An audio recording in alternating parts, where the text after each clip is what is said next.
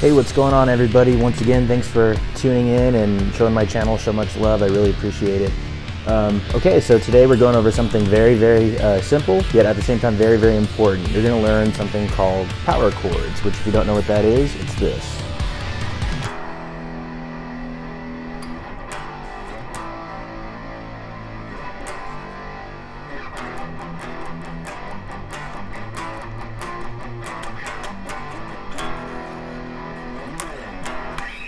So those are power chords. They're kind of the backbone of any rock song. So whether you're wanting to learn stuff like Van Halen, Def Leppard, I don't know, any 80s rock, if you're wanting to learn modern stuff, whether it's Killswitch Engage or Disturbed or whatever, power chords always seem to be the backbone of any sort of metal or rock and roll song.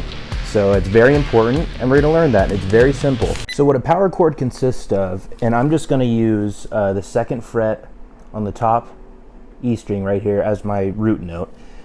I'm going to put my pointer finger on the 2 there. Then on 4, on the string below it, on the A, I'm going to put my ring finger. And then directly below that on the D, I'm going to hit 4 again with my pinky. So 2, 4, 4. So you have one right here, it skips a fret. And on the string below you put a finger, and string below you put a finger.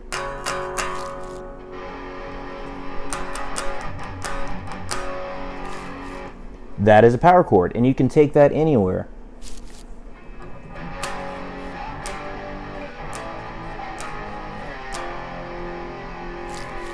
Say you're in standard tuning and you want to do it at the low E, you just hit open on your top string.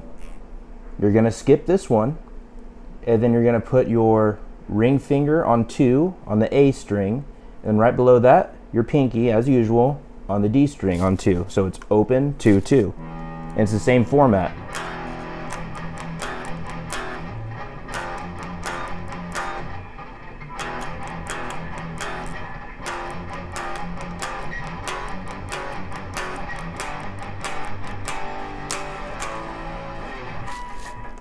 So you can take that anywhere you want to. And also one thing to note is you can do this 2 ways.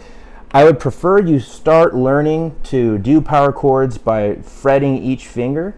For instance, starting with that first one I showed you on the 2 as your root note, 2, 4, 4, using 3 fingers, pointer, ring, and pinky. As you get more advanced, you can feel free to do this, which is what I usually do. I just do something called barring.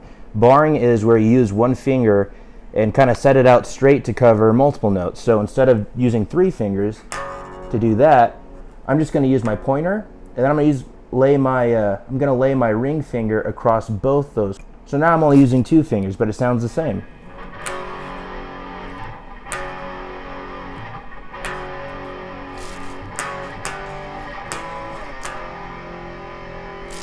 It has the same exact sound as if you were using your fingers to fret all those notes. So you feel free to do whichever is easier for you. I primarily learned by fingering the frets first, but eventually you're probably going to end up barring them, but it's not a bad idea to learn fingering them first. If you are barring them, it really helps if you want to do things like slide while you're in power chords.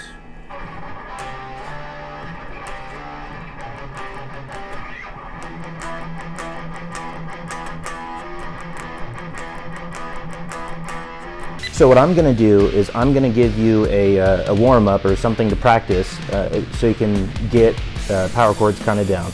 And this is kind of the rite of passage all guitar players take sooner or later, and it's the Smoke on the Water chorus.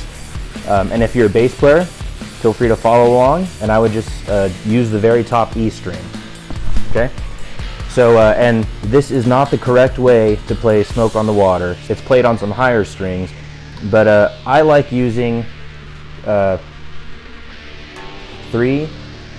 5, and 5, and doing the work up here.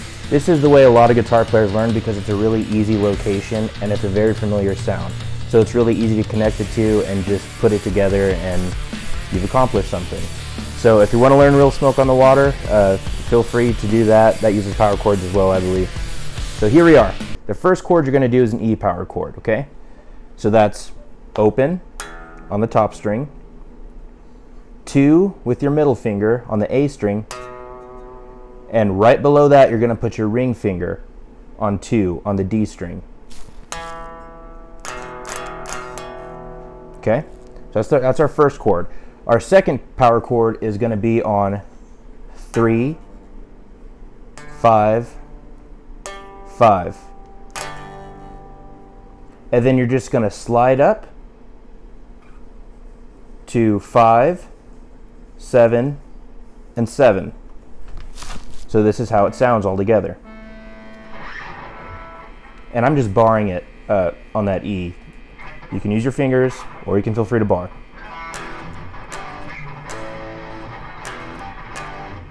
On this next part, we're going to go, we would usually go to 5, 7, but we're going to go up a half step to 6, 8.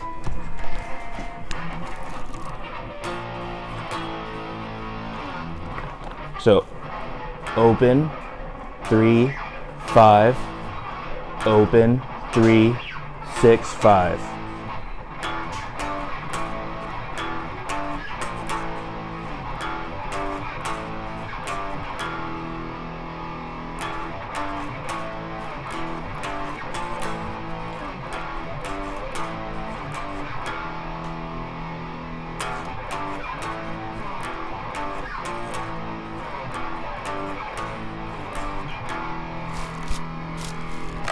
That's a very basic thing for you to practice and try. And like I said, it's not the correct way to do that song, but that's the way I learn, and I'm pretty sure just about every other guitar player learns. So that's something really cool to be able to partake in. So practice that. Power chords, they're very simple and they're very useful. Thank you so much for watching this video. Please like it, please share it. I'm really appreciating seeing all the views, you know, just kind of go up every day, and I'm getting people contacting me or my wife saying they're really liking them and they're considering picking up the guitar and learning. So that's what I did this for. So it makes me very happy, very excited. So please share it, subscribe to my YouTube channel. Thank you so much, guys.